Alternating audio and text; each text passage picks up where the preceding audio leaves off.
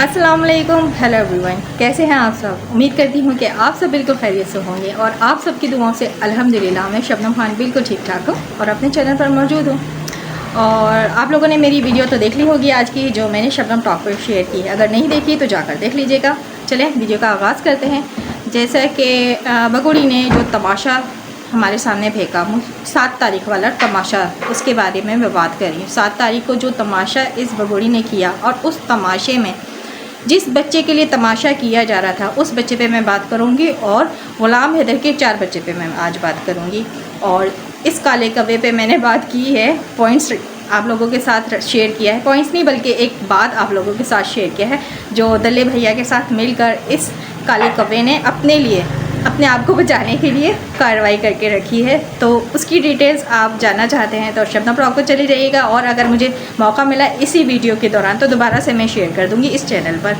तो अभी बात करूंगी जो तमाशा 7 तारीख को शेयर किया गया और 7 तारीख को जो तमाशे में जो नाजायज़ बच्ची को लेकर सारा दिन खेल हुआ, उस बच्ची के बारे में बात करेंगे। पॉइंट्स रखूँगी मैं, जैसे कि हमेशा मैं पॉइंट्स रखती हूँ। वीडियो भी मैंने शुरू में दिखाया था, जिस तरह काला कौवा बच्ची को इस तरह लेके जा रहा था पूरे रास्ते, रघुपुरा के जो रास्ते की बात की हूँ, जो जिस रास्ते पे ये बगोड़ी ने अपना कोठा खोला था, सारी रात मुजरा किया था AP सिंह दल्ले भैया के साथ और रघुपुरा के कोठे वालियों के साथ। उसी रास्ते चलते हुए जो हमने देखा इस लबू झिंगुर को बच्चा उठाकर चलते हुए, किस तरह वो चल रहा था। एक बच्चे को इस तरह लेकर नहीं रास्ते में चला जा सकता और एक छोटा बच्चा बिना हिले इस तरह साख्त कैसे पड़ा रह सकता है, ये एक पॉइंट है। इसी पॉइंट पे मैं बात करने वाली हूँ और यही पॉइंट आगे रखने वाली हूँ।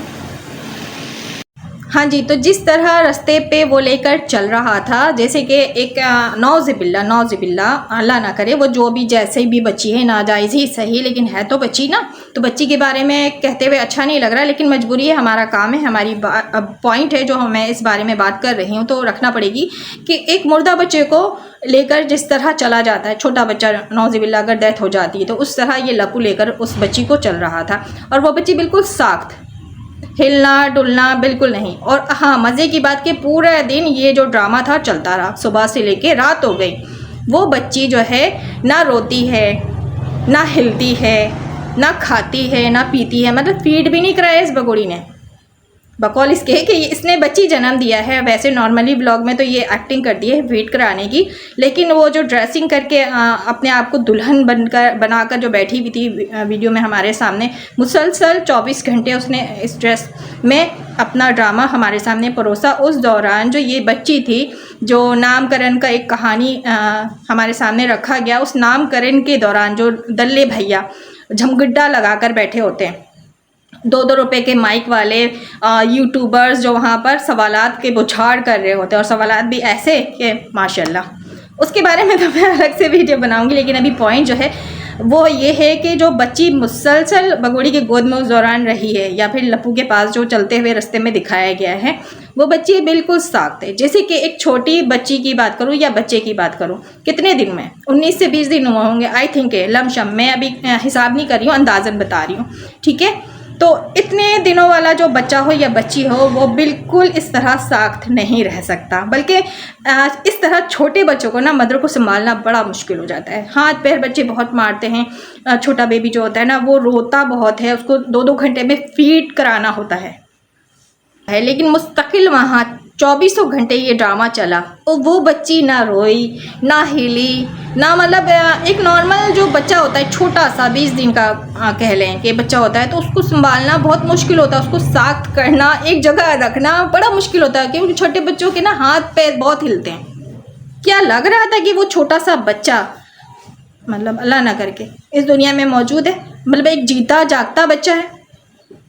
मैं तो इसी बात पे हैरान हूँ कि इतना शरीफ बच्चा इस बगुड़ी ने पैदा किया, ऐसे कैसे हो सकता है। पॉइंट है, गौर ज़रूर कीजिएगा आप लोग इस बात पे। ऐसे कैसे ये बच्चा, जैसे कि अगर रात भर ये कहती है कि ये सोती है, मुझे तंग बिल्कुल नहीं करती है, तो क्या रात भर भी सोती है तो दिन भर भी सोती है, वो बच्ची तंग ही नहीं करती है? या फिर अपनी तरह कुछ देकर उसको सुला दिया होता है, बिल्कुल टुन, कुछ पीना पिलाना वाला काम चल रहा है क्या बच्ची के साथ, या फिर कोई और गेम है? कि वो बच्ची है ही सिलिकॉन की, जैसे कि हमें शक हमेशा से रहा है सिलिकॉन का बेबी टमी, अब सिलिकॉन का बेबी हम बर्दाश्त कर रहे हैं। पॉइंट्स है, ये पॉइंट्स रहेगा। ऐसे छोटे बच्चे 20 दिन के बिल्कुल साख्त नहीं, हर टाइम एनी टाइम पड़े होते हैं, हाथ पैर भी मारते हैं बच्चे। जिस तरह के अगर बात करूं, लप्पू ने एक शॉर्ट शेयर किया था, उस शॉर्ट के बारे में भी मैंने वीडियो बनाया कि जिस तरह वो हाथ फेंक कर, हाथ लटका कर वो बच्ची पड़ी हुई थी साख्त, और ये शॉर्ट बना रहा था उसको प्यार करते हुए, लेकिन फेस नहीं दिखाया था। लेकिन जिस तरह उस बच्ची का हाथ हिलता है एक रबड़ की तरह, साफ वहाँ पे पता लगता है कि ये सिलिकॉन का कोई टॉय है, बेबी नहीं है, रियल बेबी नहीं है। तो उसी तरह हमें शक हो रहा है कि ये जो रस्म किया जा रहा था नामकरण का, उस दौरान भी इसके गोद में इसके गोद में सिलिकॉय पता नहीं, मैं कंफ्यूज हो रही, सिलिकॉन का बेबी कोई टॉय था इसके पास। मतलब पॉइंट यही है, या फिर जो जिसकी भी बच्ची ये ली है इस्तेमाल करने के लिए, एक्टिंग करने के लिए, 24 घंटे जो एक्टिंग करना था नामकरण के दौरान 7 तारीख को, तो वो जिसकी भी बच्ची ली गई थी, उस बच्ची को या तो नींद की दवाई दी गई थी या कोई ऐसी चीज़ें दी गई थी जिससे वो बच्चा बिल्कुल साख्त पड़ा रहा, सोती रही या सोता रहा, XY, मेरे मुंह से सोता रहा, या लड़के के अल्फाज बार बार निकलते हैं, मैं लड़की के बोल ही नहीं पाती। हाँ, लेकिन क्या बहुत बड़ा नामकरण का प्रोग्राम रखा गया। लड़के की भी इतनी बड़ी खुशी नहीं मनाई जाती है जितनी ज़्यादा ये भगोड़ी लड़की की खुशी मना रही थी और दिखा रही थी कि देखो इंडिया में जो है लड़कों से ज़्यादा लड़कियों का मान सम्मान है। ये चीज़ सिर्फ इंडिया में नहीं है, हमारे इस्लाम में भी है। भगोड़ी शायद आप भूल गई हैं, असल में आपने अपनी इज़्ज़त खुद नहीं की ना भगोड़ी, तो इसलिए आप वहाँ पे जाकर ये बात करती हैं। एक औरत अपनी इज़्ज़त खुद बचाती है, खुद बनाती है, लेकिन तूने तो अपनी इज़्ज़त पाकिस्तान में भी लुटाया, बर्बाद किया, और अब इंडिया भारत में बैठकर बर्बाद कर रही है। और बात करती है कि पाकिस्तान में औरतों की इज़्ज़त नहीं की जाती है। असल में औरत अपनी इज़्ज़त खुद बनाती है। जब तूने अपनी इज़्ज़त बनाई नहीं तो देने वाले ने तुझे इज़्ज़त नहीं दिया। और रही बात, तो गुलाम हैदर पे डायरेक्ट इल्ज़ाम लगाती कि गुलाम हैदर ने तेरी इज़्ज़त नहीं की, तेरा ख्याल नहीं रखा, लेकिन सरासर तू ये झूठ बोलती है सिर्फ अपने आप को वहाँ पे रखने के लिए, बचाने के लिए। और जो तू अपने आप को रखने के लिए, भारत में बचाने के लिए जो कारनामे सर अंजाम दे रही है, होना हमारा कुछ नहीं है। ये जो दल्ले भैया है ना तेरे, तुझे एक ट्रक की बत्ती के पीछे लगा रहे। अफसोस की बात है कि तू उसके इशारे पे, डुगडुगी पे नाच रही है। शर्म तो आती नहीं है तुझे, अपने 4 बच्चों का इस्तेमाल करके सीढ़ी की तरह। अभी तो वो सिलिकॉन की बेबी को लेकर इस्तेमाल करी, पता नहीं किसका है, किस बदनसीब ने, बेगैरत ने तुझे गोद में डाल दिया है वो बच्ची, और जो तू इस्तेमाल करी, और जिस तरह तू रघुपुरा रोडों पर नाच रही थी। बहुत अफसोस की बात है, बहुत अफसोस की बात है कि तू अपने बच्चों को छोड़कर, जिसके सहारे तू वहाँ पर बेल लेकर आज तुझे नाचने का मौका मिल रहा है, आज तू लप्पू झिंगुर के पास है, जिसके लिए लप्पू झिंगुर कहता है कि मुझे यकीन नहीं आता कि हमारा प्यार जो है वो सक्सेसफुल रहा, प्लान जो है सक्सेसफुल रहा।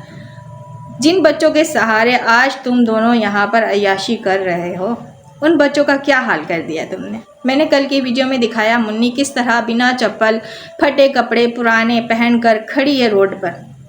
उस बच्ची को उठाकर चप्पल पहनाने वाला भी कोई नहीं है। वो बच्ची सबको तक रही है नीचे खड़े होकर, और बच्चों को घूर घूर कर देख रही है। कपड़े क्या पहने में उसने, चप्पल नहीं है पैर में। क्या अगर सगे होते वहाँ, इन बच्चों के अपने वहाँ होते, अगर अपना सगा बाप होता है तो क्या अपनी बच्ची को इस तरह छोड़ देता। चलो ठीक है, माँ है, माँ थोड़ा बिजी थी, उसको दुल्हन बनने से फुर्सत ही नहीं, उसको नाच गाने से फुर्सत ही नहीं, उसको तो रोज़ाना दुल्हन बनना है। रोज़ाना दुल्हन बनने का इतना उसको भूत सवार है कि वो भूल ही गई है कि उसने 4 बच्चे भी जन्म दिए जो पाकिस्तान से उठाकर अगवा करके लेकर आ गई है।